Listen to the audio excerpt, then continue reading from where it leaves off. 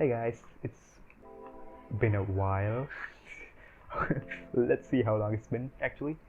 Oh, let's just ignore that. You know, stuff happened, life happened. I never claimed to have a proper schedule, anyways. Okay, but yeah, since the last time, my video workflow has gotten a lot better. So I kind of just want to go over all the stuff that's changed since then. So well, the first thing you might have already noticed immediately is that I'm using GoosBlender now, which is basically a different build of Blender which is made specifically for toon shading stuff, right? Now, it's kind of free, but not really. I think you can download the build from GitHub and then you can just build it yourself, but that would require to know how to build Blender and Visual Studio install, and if you don't want to do that, all that technical jargon, you can just pay for the Patreon and get the full build. But it's kind of made for toon shading, specifically the shader to RGB toon shading, because it kind of gets rid of the dominated shadows that particular shading creates. Obviously I'm not using that one, but if you want to know how to do that, they already have a bunch of tutorials on that, which are very good, and they also give away a free shader as well, so you can check that out. But I particularly like this feature, which lets you basically assign particular lights to particular materials. So I can just have the character lit up in a completely different lighting setup compared to the world. So as you can see here, she's only casting one shadow because the environment is just this one sun lamp, no effect on her. You see, this is the lights group feature that I'm talking about. You can basically assign a particular light to particular materials. So those two are CAD lights, those are assigned to the character's materials, right? For character I have those two lights, the one kind of like a rim light type of thing and the main light. So yeah, that's pretty flexible. Before I was doing it was kind of inconvenient. I mean, it worked for what it was. I was using a different scene basically and then lighting up this character's in a different scene. With that, the problem was that I would only know how it looks through the compositor, which is kind of inconvenient. Now it's just all here in real time, which is cool. Okay, so the other thing, I did try to make a full-on like animated short a while ago, which I don't know if I should show you or not. But yeah, I just realized that animating mouths with shape keys is kind of a nightmare, so I had to find a solution for it, and I found this guy's channel, Narita Haruka. He also has some really cool NPR videos and tutorials, definitely check him out. But he made a controller, a face controller for Vroid models, which I'm trying to find. Look at that, Japanese people and their obsession with posting food never gets old, man. Why can't I find it? Oh, here it is. Okay, so if you go to this video, it basically goes over how it works, but it's basically just a lot of drivers. But I'm not gonna explain it to you because he does go over the details. By the way, don't be intimidated by it because he's basically explaining how drivers work.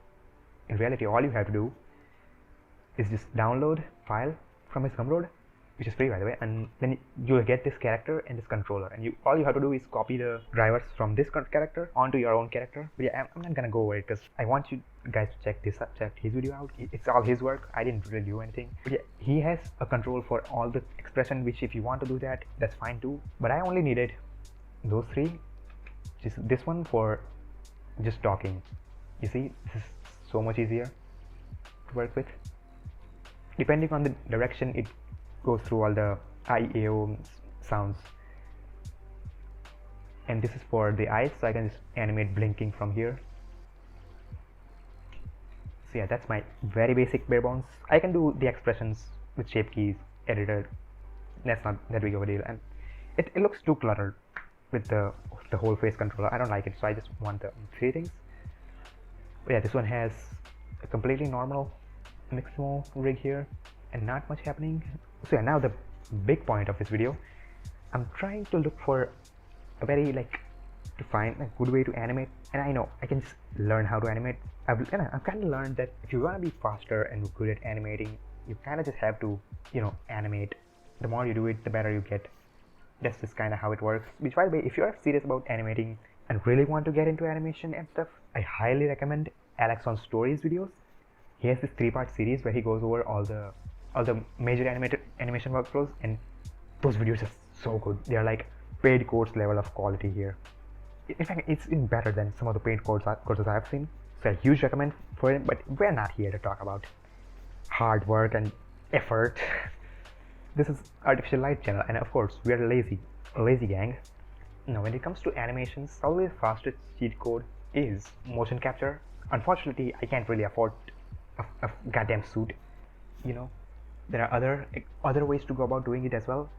Of course, like the AI motion captures. There are so many websites about AI motion capture, but of course I'm not gonna use them. I've used them. I don't like them. They kind of suck, honestly. In the last video, I did go over that one add-on, but which uses media pipe, but it's not very good at full body stuff.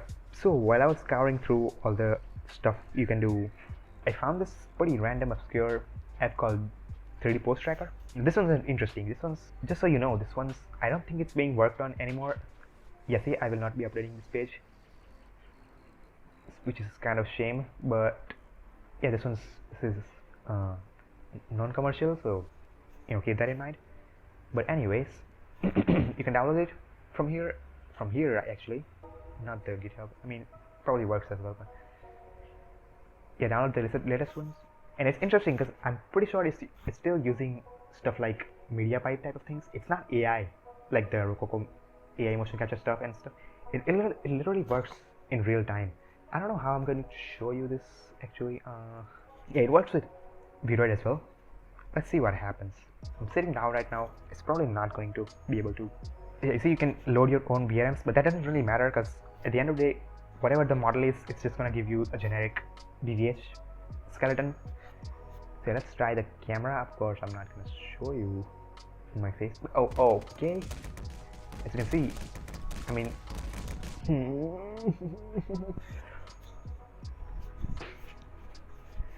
okay, see this? Now I'm standing a bit further away from my room. I'm using my laptop's webcam, and as you can see, it works in real time. It's not perfect. I mean, it depends on your frame rate. It's gonna be kind of slow compared to how fast you move, but it works. You see, and there's a you can see that there's a record button. I can't see shit. My eyesight sucks, but I'm gonna record that, and I'm gonna show you how to translate to your model. So okay, let's see. Record BVH. Okay, let's go. I'm gonna move around. Yeah, the hair physics is not gonna be included, by the way, just so you know. This is kind of thing. This is kind of made for, I think this is made more for like VTubing stuff, which makes sense. Oh, that was funny. I was adjusting my glasses, but she's also wearing glasses, so it kind of works out. Okay, yeah, that's about enough, I think. I didn't really do anything, but yeah, it does recognize you sitting down, just so you know. Yeah, see, anything more complex than that might fall apart, but it actually works really well. It actually works better than the times I've tested the fucking Rokoko AI thing, and that requires you to record a video, upload the video, and then let the video process and all that jargon just to get the exact same, if not the worst result. And you have to wait for it, and in this you can literally perform your actions in real time, which is really cool. You can just load your character just cause, you know, just to get in the character more. Now I've never tested it with more action oriented stuff. Let me just stop this recording. Okay, yeah, once you record it, it'll show you this. Save this whenever you want. Let's just put it somewhere where I can actually see it. Okay, I'm just gonna put it on my desktop. Okay, I've now tested some more complex stuff with it, but if you want to just animate your characters like talking and stuff like that, which is something that I kind of struggle with, I think I can handle actiony stuff more. Yeah, let me load this now. So what was it? BVH motion capture. Oh, here it is. Oh, god damn it, I already forgot. Goldfish brain. What? How? I literally just did it. What? Stop. Yeah, right, desktop. Okay. So let's load that. But yeah, for some reason it's like lying down like this. I'm sorry, you're supposed to do something, but I'm just gonna rotate it 90 degrees. Oh, wrong direction. Minus 90 then. Okay. And as you can see, it's not. Oh wait, never mind. It's moving now. We don't want the whole thing.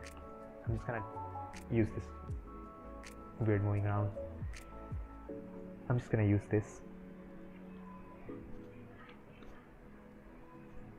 That's a bit much. Okay. Yeah, that works. So yeah, as you can see, it's a very generic armature. Now comes the part where you have to retarget it to your armature, but now this is gonna be a bit tricky, but I wouldn't recommend retargeting it to the Mixamo armature of yours.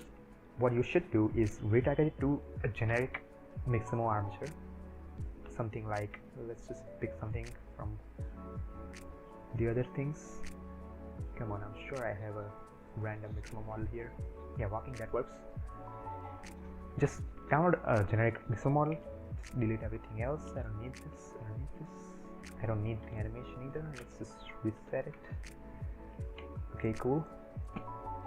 And we will use Rokoko's retargeting tool here, mostly because it's probably the best free retargeting tool out there, but you can use whatever you want, of course. So yeah, this thing,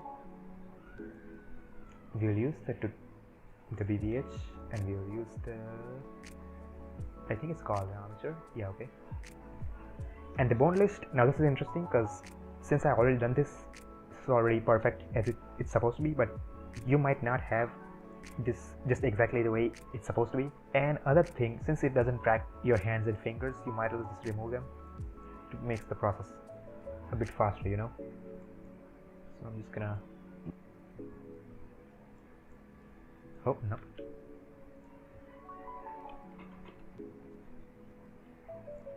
so yeah, check before you do everything, because it's gonna be wrong. Especially, I think if I remember correctly, the legs were wrong, particularly the thighs. But yeah, check everything, just make sure everything is right. It's pretty straightforward anyways. Alright, I think this is good enough. Actually don't want hand either. Okay, let's see. Now we'll retarget, and that was pretty quick. So yeah, this one's R1, this one's the, let's hide that one, and now we can use the Mixamo add-on to retarget that to our model. So you might be wondering why we do this, why we just go the long way around, because the Mixamo add-on will do it more properly. It's kind of like because of the FKIK switches, it's kind of weird. You have to kind of think about how you want to do it. I would recommend, if you want to do just directly retarget it to your Mixamo model, I would recommend CGDive tutorials. Actually, in fact, anything armature related and anything rigging related, armature related, and animation related, I highly recommend all the CGDive tutorials on that topic. So yeah, let's try to, it's just that this way we get the best possible outcome without really having to worry about anything. So yeah, our source is, yeah, armature, right? Yes. Okay, apply, and this should work. Oh yeah, look at that. Now obviously this at the end of the day a motion capture data, so you're gonna have all your usual problems with motion capture, like for example floaty legs are probably never going to look right. Obviously the solution is, since it's already in IK anyways, oh, I shouldn't have deleted it. Okay, never mind. So obvious solution for fixing the legs is whenever the legs are planted on the ground, you just delete the keyframes from there, so they will just stay there until the next movement happens. There's a lot of things you can do to fix motion capture. Mainly you will be spending a lot of time on the graph editor, so Control Tab to go to graph editor. You normalize this. Actually, I don't want to do that. Basically, remember, all the circles you see are meant to be rotated, and all the squares you see are meant to be moved in a location with a grab. Everything is mostly meant to be rotated anyway, so I'll go rot, so that way we only have the 3 axes for rotation for any controller. So like for example, I want to have her lean back a little bit because I'm kind of hunched over usually, just IT guy thing. Okay, so you grab one of the axes, axis,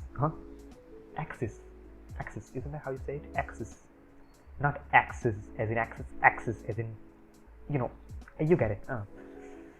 So yeah, in this case it's Z. Oh, I didn't realize the hands were also in IK. That's fine. You shouldn't have your hands in IK unless your character is supposed to be grabbing something, but that's fine. That's okay. We don't have to worry about it for this example at least. So you can just move this around with G, the whole animation through. You can also just grab one of them, and then you can also use proportional editing with O, and you will see the, where is it? I'm pressing O. Okay, here it is. And then I can scroll wheel, and so like for example, I want her to just lean backwards a bit in this area, so I can just do something like this. Let's exaggerate that a bit. silly. Normalize basically just converts the values to 0 to 1, so it's just easier to see that way, as you can see. In this case, I don't really need it. Actually, you know what? Let's just normalize this and select all things. And you can do Alt O, which is like a good way to reduce a lot of the jitter. In this case, I don't really see a lot of jitter, but I can Alt O. And I can show you what Alt O does in a more specific. Yeah, see, in this one, for example, if I do Alt O, you can see the graphs is getting less messier. Obviously, you don't want that. Sometimes you just want the kind of chaotic moments. It really depends on what you're doing. But yeah, it kind of simplifies the curve. The more you press Alt O, the straighter it will get until it just becomes a straight line. Obviously, we don't want that. Also, you can just go to specific parts of the animation as well. Oh shit, okay. And just Alt O that part as well. So yeah, there's a lot of ways you can clean up mocap. I just did this example. Let me show you. I'll just show you on the screen actually. So yeah, it's pretty easy to clean up a lot of motion capture data. It's also really fun. Obviously, the thing with motion capture, which is something that kind of bothers me, is that it still looks very motion captured in. Like, you can just tell something is motion captured just by looking at it. It should require you to clean it up enough that it looks intentionally animated and not just something that's mocap, which means you have to basically simplify everything, all the motions, all the little details, realistic details that go into it. You have to simplify it, make it look more intentionally animated. And at that point, I think you should just animate it yourself. Well, that's just a completely different topic on its own. But yeah, I think I probably will use this for a while until I actually get comfortable enough to do it myself. Especially in like talking scenes, I just never figured out how to have characters talk. Obviously, my stuff is really anime inspired, and in anime, a lot of times when characters talk, it's just usually one pose and then bunch of lip flaps, another pose, then they go into another pose, and then this was a bunch of lip flaps, and so on and so forth. Obviously, posing has to be pretty strong as well. Another thing, for action-oriented stuff, this will probably not be useful, but I can show you something else. I've been trying to use Cascadeur a lot. The problem is, it's still kind of weird to switch between Blender and Cascadeur because it just fucks you up, all the shortcuts and stuff. But I did find an add-on that makes this a whole hell of a lot more comfortable and more fun, for me at least. So let me show you. This is normally, for this one, you kind of have to not have the control rig, which kind of sucks because going back and forth with the control rig, it's kind of jank. I've tried, but it doesn't work as intended, so I'm just gonna stick with. The great thing about this is that this is very good for making game animations because the model is already pretty much clean. So this is the add-on I'm talking about. This is the Cascadeur Bridge. It basically lets you go back and forth between importing stuff, importing animations, and exporting animations from Cascadeur to Blender pretty easily. So let me show you how it works. So you can start your Cascadeur project. I'm gonna remove all the stuff I don't need. So I think, yeah. just clean model as is, select everything. Yeah, make sure your settings when importing you only selected options is clicked, just in case it's not. I'm pretty sure it's by default, but yeah, check that. And we can export it to the Cascadeur, and we will wait. It should show up in Cascadeur now. Yeah, yes, see that? And of course, since we did the renaming to make some other thing, I can just go to rig mode, which is, come on, I've been using this for a while. Here it is. Quick rigging tools, and it just works, which is great, except for one thing. This leg controllers are slightly above the ground, which means the physics algorithm always thinks your character is in the air and always just makes them jump when you use the auto physics tool. So make sure it's slightly below, just about touching the ground. Don't overdo it, it'll fuck it up. It'll fuck up the legs, which is kind of how it is, unfortunately. Sometimes this works perfectly, sometimes it doesn't. Let's just check. Zero rig, and let's go to auto. Yeah, that works fine for now. So as you can see, it's pretty cool. You should probably watch other Cascadeur tutorials to get the hang of this, but basically the more important thing I know is that Shift Z. Basically, when it turns blue, it means that it'll stay in that place until you move it, and when it's not blue, the auto posing tool is taking over, basically. So as you can see. Oh yeah, and if you want to reset this, I haven't used it in a while. So yeah, go to T-pose. Okay, that didn't work. You have to do it in a normal rig. Select everything and commands. Go to T-pose. Yeah. Anyway, this video is about how you use it with Blender, not how you use Cascadeur. Because let's be honest, even I don't know how it works, honestly. Okay, so the main difference is you have to set your keyframe before you even do anything by pressing F, and then you can move the model. I think that was what was happening. It's confusing me. Yeah, see, now everything works as it's supposed to. So yeah, let me just make a simple animation with this. On frame 10, she'll raise her hand. 15, she'll kind of a wave motion. Oh, you see, you have to set your keyframe first before you even do anything. That kind of fucks me up a lot. Still, clearly I am not used to it yet. This is an example of it. I'm not gonna worry about it that much. That looks fucking stupid. Okay, I'll show you an example I did with just a while ago, when I was just making the character sit down on a bench, and it was literally like 10 to 11 frames, and I was blown away by how perfect it was. And posing in this thing is so much easier than Blender, because the auto posing a lot of the times just knows what you want to do. So that's pretty cool. Also, you can just trajectories. You can there's a lot of stuff here. That's just made specifically for animators. And don't even get me started on the auto physics tool, which I haven't even used yet. I haven't touched it, but I'm always blown away by it whenever I use it. So yeah, when you have that, you can go to this and import action, and now we wait. See, it's that easy. We have the animation here. Now in Blender, everything just works. Check out this guy's channel, by the way. Check out the tutorials on Cascadeur Bridge to know more about it. Yeah, this is pretty cool.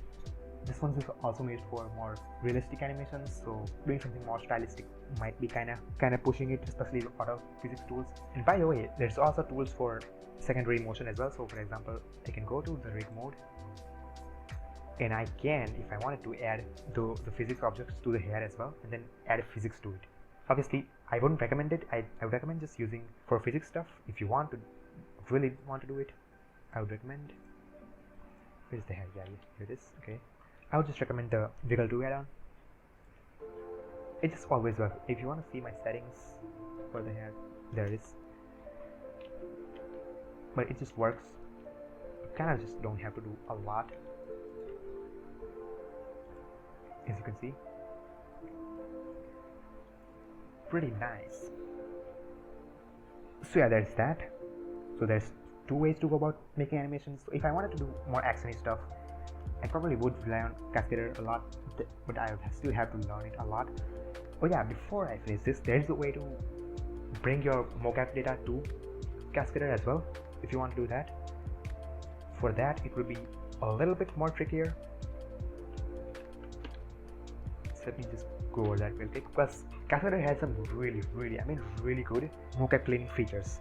So I do recommend it a lot. So for that alone, I think it might be worth doing this. But sometimes it might be a bit too much as well. And let me show you.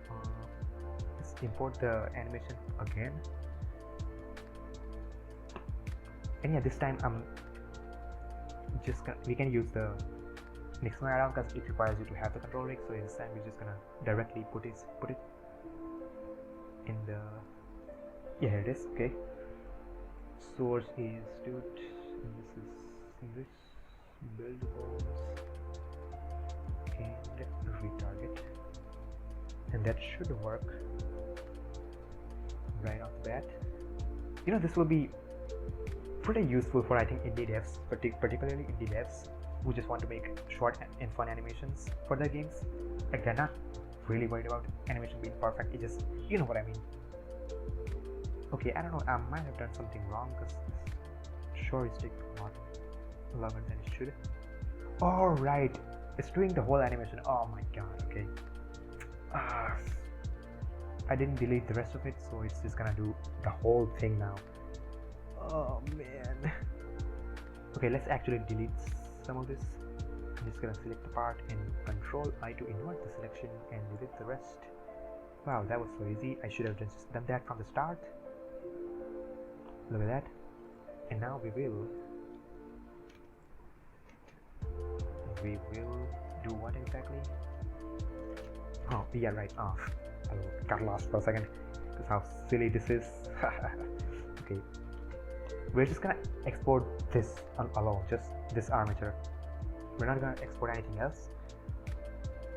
We will also export it as hey, wait, what does this use?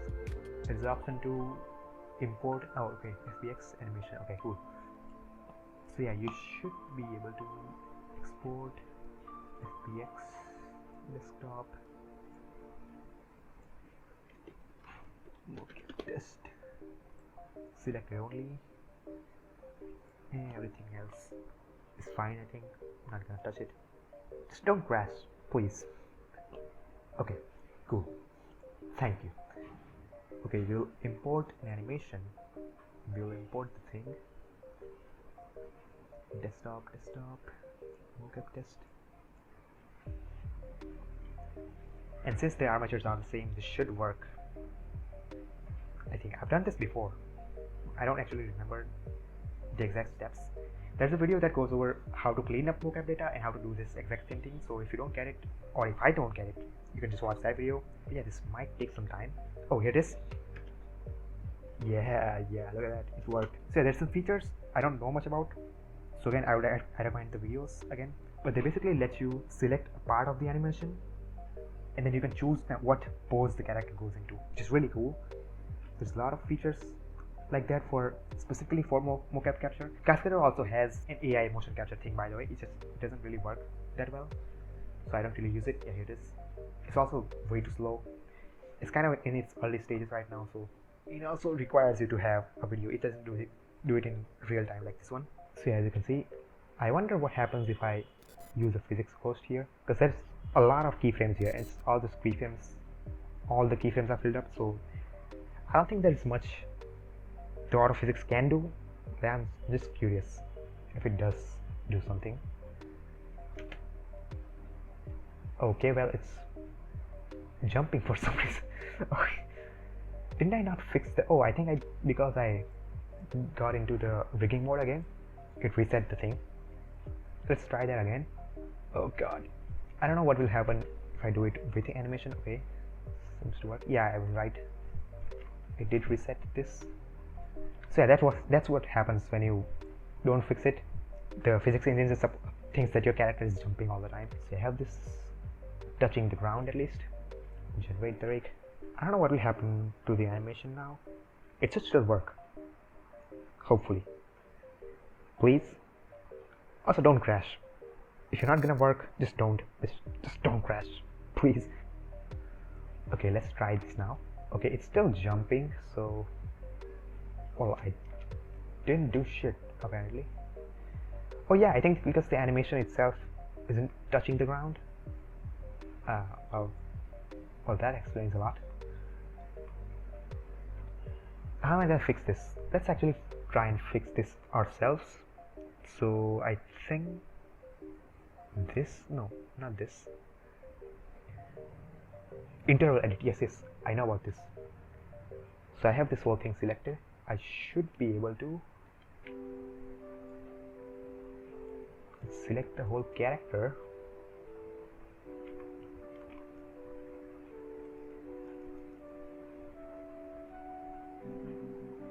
And just, oh god, it's lagging a lot. I should turn this off actually.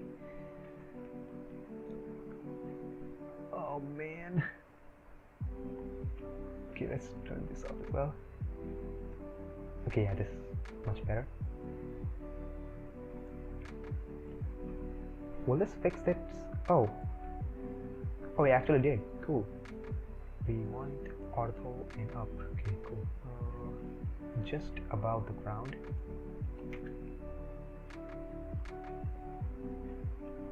That should be good, right?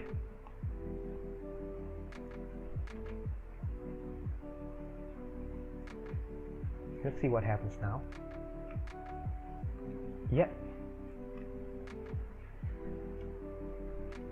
Huh. Interesting.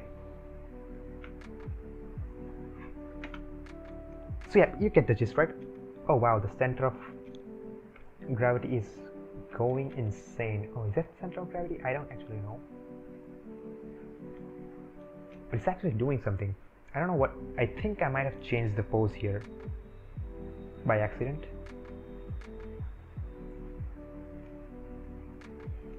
Okay, I seem to have messed it up even more now.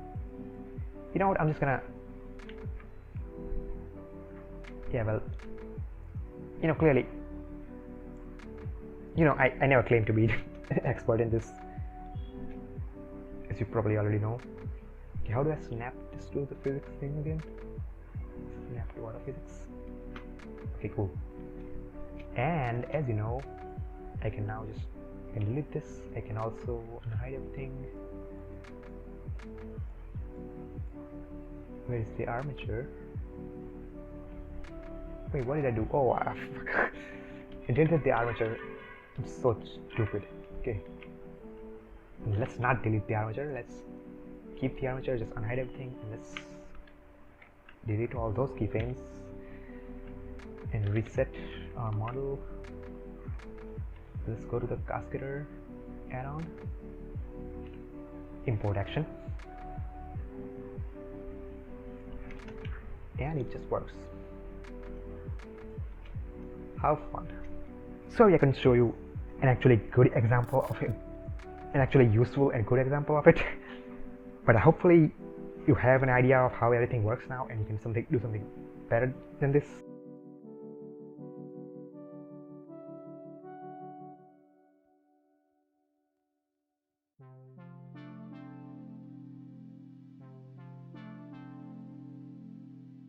Unfortunately, I don't have time to make both the stuff and the education videos together.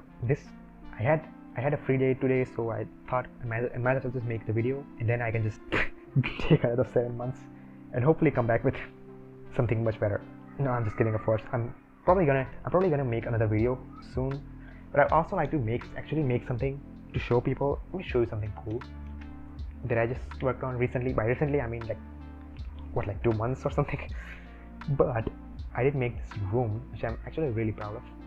But look at this room, isn't it sick? I'm really proud of how this turned out.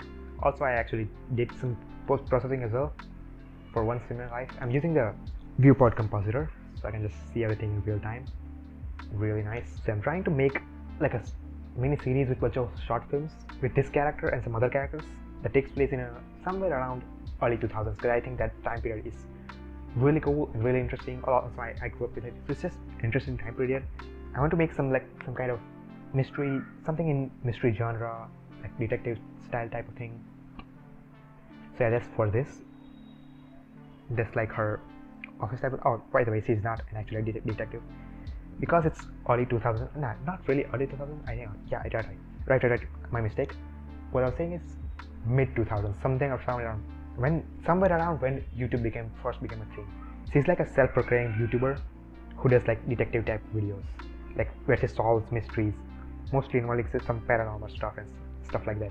So yeah, that's something I wanted to make for a while now. Yeah, then life got in the way and stuff.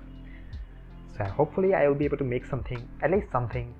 It doesn't even have to be something crazy, just 1 minute of a video with all that I've learned. But yeah, I want to, the next tutorial I should say, I want to make is about lighting rooms in Eevee and how you can achieve something like this yourself, you know. The problem with that is Eevee Next is coming. Eevee Next is already in the alpha now, so that's gonna be kind of weird, because Eevee Next is gonna completely change how Eevee works. So my video is not going to stay that relevant, you know. But who knows, maybe I should try Eevee Next. But who knows, it's gonna be a while before it actually comes out, because it's still in alpha right now. So it's not like it's that big of a deal. So no, we'll see. Hopefully I won't take 7 whole months to make something else now and actually be a good YouTuber. So yeah, it's about to be an hour long recording, so this is gonna, oh man, this is gonna be pain to edit, especially since I don't have much time. You know, now that I don't have a job, like job, I'm like still in trailing. But yeah, most of my time just goes in that now, which kind of sucks, honestly. Like, I still want to be able to do this now. So now more than ever, I actually want this YouTube thing to work, so I can escape that whole thing. I mean, it's not that bad, honestly. I have it better than a lot of people, but still, it would be cool if I could just do what I want, you know, and not spend 8-9 hours of my day being miserable doing something I don't want to do. But yeah, we'll have a chit chat about that soon, and the importance of having your own time and doing something. Obviously, it's my fault for not actually doing something when I actually had time. I was stalling and didn't do anything. Now I missed that point in my time where I actually had all the time I needed, but I didn't do anything, you know. So that's the whole thing. We can talk about it some other point. I do want to make a video where I just animate something, make something while I'm just chatting bullshit, you know. I want to be good at English and speaking English, particularly. I don't actually verbally use English outside of just recording videos, believe it or not. I've been using English for like as long as I can remember, honestly. Since I grew up in the internet, you know, I've been using English pretty much as far as I can remember, but I've never actually verbally used English up until this point, until this YouTube channel. So that's pretty interesting. That's why it's kind of weird that I can actually do it though. Anyways, I'm just gonna go into a lot of rambling now, so we'll end it. And hopefully I'll see you soon, and hopefully you learn something from all this, and hopefully you will be able to make something. And if you do, please let me know. I love when people show me something that they made from my videos. It just makes me feel very accomplished and glad to be doing what I'm doing, you know. And that's kind of the whole point. I know so many people have stories to tell, and I want to be able to give them a medium to work with, you know. This is an actual proper goodbye I'm doing for the first time, so I don't actually know what to do. I'm just talking and just not ending the video. I probably should just end the video now. Like, it would be kind of funny if it just ended